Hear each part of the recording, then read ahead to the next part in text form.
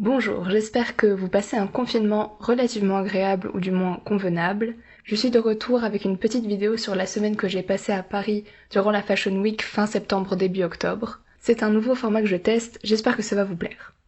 J'ai pris le train depuis Toulouse et hop, me voilà à Paris, dans le métro. Je marche et le premier jour je suis allée me balader un peu avant de commencer mes visites culturelles et mode.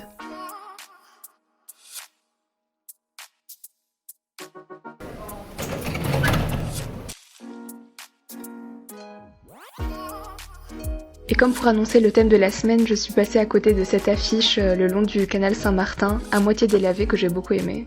J'ai continué ma balade et je suis arrivée enfin à voir Notre-Dame, tout amochée, que j'avais très envie de voir parce que j'étais curieuse de savoir dans quel état elle serait après le début des travaux depuis l'incendie. Et vous voyez à gauche un petit bout de Tour Eiffel qu'on reverra mieux tout à l'heure.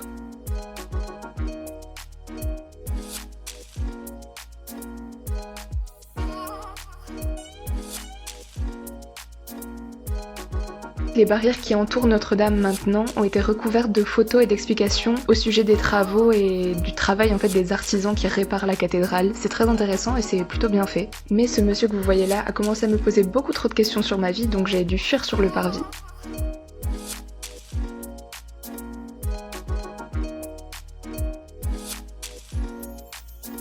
Ma promenade continue, je suis passée à côté du Louvre et je me suis dit ah bah tiens je vais aller le visiter, sauf qu'on était mardi, j'avais oublié que le Louvre est fermé les mardis, tant pis pour moi, j'ai continué ma balade.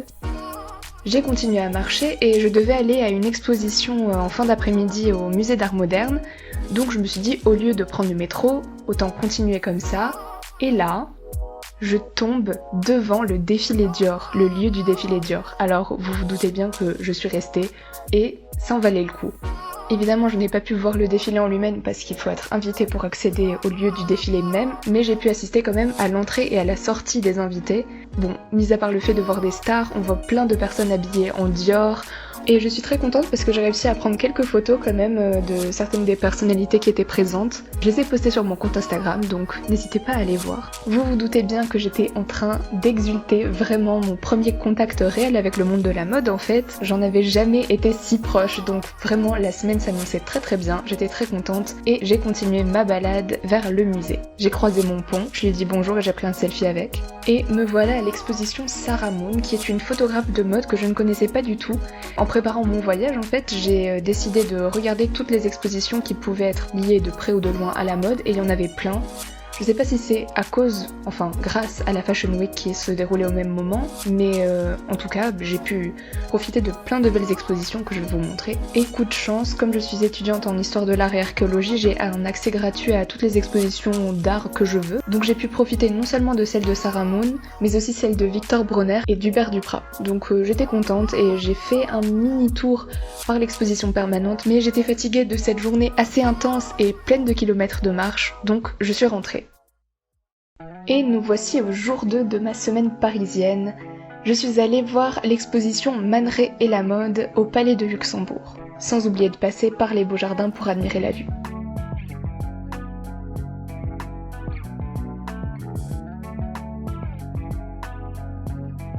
J'ai bien aimé cette expo, elle m'a permis de découvrir le travail de Man Ray lié à la mode que je ne connaissais pas du tout. Donc c'était très intéressant, bien fait, il y avait quelques robes, évidemment la photo de l'œil, la fameuse photo de l'œil. Bien sûr, je suis repartie avec mon petit catalogue de l'exposition. Là, nous sommes à la mi-journée, je prends une petite pause et je me rends à une autre exposition, Louboutin exhibitionniste au Palais de la Porte Dorée. Franchement, c'est l'une des expositions que j'ai le plus aimé de toute ma vie. C'était fantastique, incroyable, la scénographie, le contenu, les explications sur les chaussures elles-mêmes. Il y avait Dita Von Teese en hologramme qui vous faisait un striptease, il y avait Stéphane Bern dans une télé qui vous expliquait la décoration d'une pièce. C'était sexy, plein de controverses, plein de glamour, d'intelligence, on était vraiment dans la tête du créateur, j'ai adoré.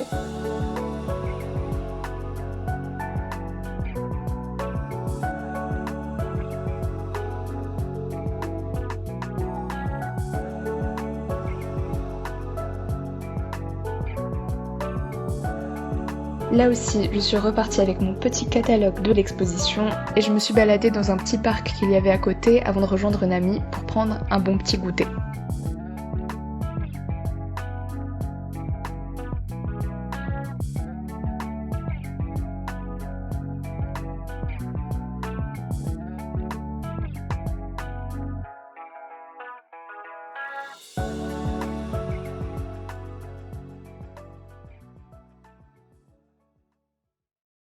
Et nous voilà au jour suivant qui commence avec l'exposition Chanel au Palais Galliera qui est le musée de la mode de Paris. J'ai beaucoup aimé cette exposition aussi, c'est juste que le lendemain de l'exposition Louboutin, l'exposition Chanel me paraissait terne, mais c'est à cause du contraste flagrant entre l'extravagance Louboutin et la sobriété Chanel. L'exposition en soi était très bien, il y avait des centaines, je pense, de robes et de tenues et de tailleurs, mais aussi des bijoux et des photos et des vidéos d'époque. Je pense vraiment que l'intérêt de cette exposition, c'est d'avoir une vision d'ensemble du travail de Chanel tout au long de sa carrière et de pouvoir observer ses créations en personne et de très près.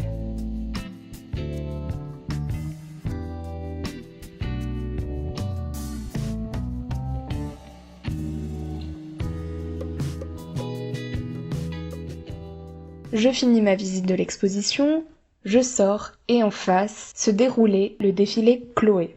Fantastique, encore un coup de chance, donc je me précipite. Je traverse, je fais le tour. Le défilé avait lieu en extérieur sur cette esplanade en fait devant le palais de Tokyo. Les invités s'installent, la musique commence, les mannequins commencent à défiler. Je vous laisse regarder.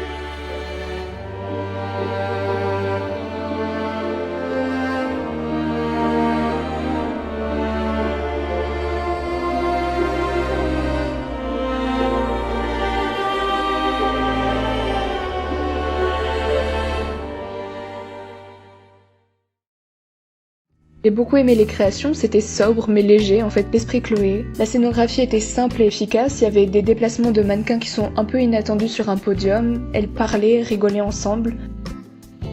Je suis partie, j'ai dit bonjour à la Tour Eiffel et j'ai mangé une délicieuse omelette dans un petit restaurant parfait pour conclure cette matinée. Comme toujours, petite balade réglementaire avant de rentrer, cette fois-ci sur le Champ de Mars et on passe au jour suivant. Le dernier jour est moins mode vu que j'ai seulement fait le Louvre en fait, mais c'était très intéressant et j'ai quand même pu admirer quelques vêtements, vous verrez ça. Petite expo temporaire.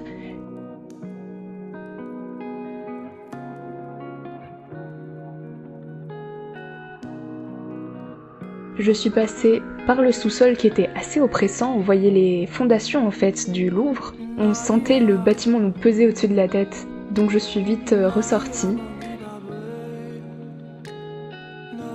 Je suis passée par l'Antiquité,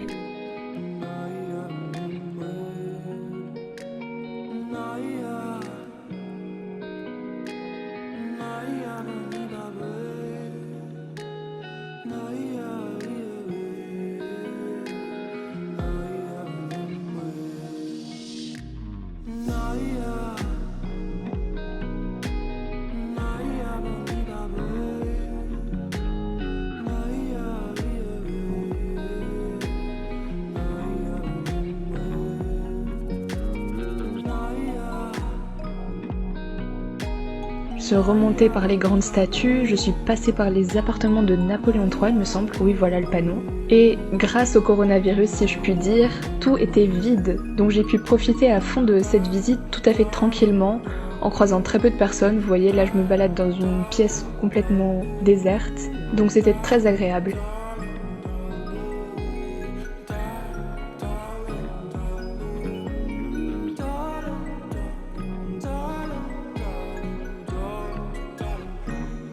On pouvait s'y attendre, je me suis perdue dans les couloirs, j'ai cherché pendant 20 minutes la Renaissance italienne. Il y avait des travaux dans certaines salles, donc je me suis retrouvée dans des cul-de-sac, un vrai labyrinthe, mais j'ai réussi.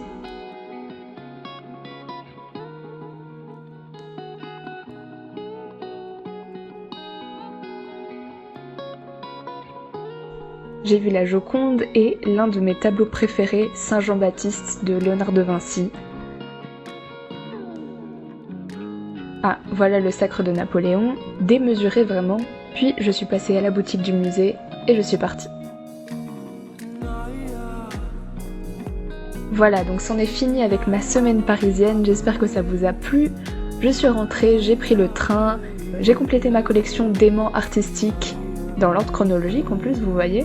Je suis très contente d'avoir vécu ça et d'avoir filmé ça pour pouvoir vous le montrer. J'espère que le format vous a plu, à bientôt.